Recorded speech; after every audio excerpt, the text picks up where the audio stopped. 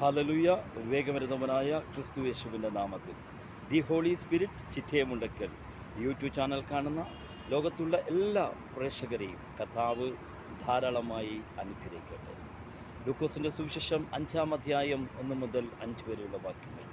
യേശു ഗനസോരം തടാകത്തിൻ്റെ കരയിൽ നിൽക്കുമ്പോൾ പുരുഷാരം ദൈവവചനം കേൾക്കേണ്ടതിന് അവനെ തിക്കിത്തിരക്കിയാൽ മത്സ്യബന്ധനത്തിന് പോയി വല കഴുകിയായിരുന്ന 2 പടകുണ്ടായിരുന്നു.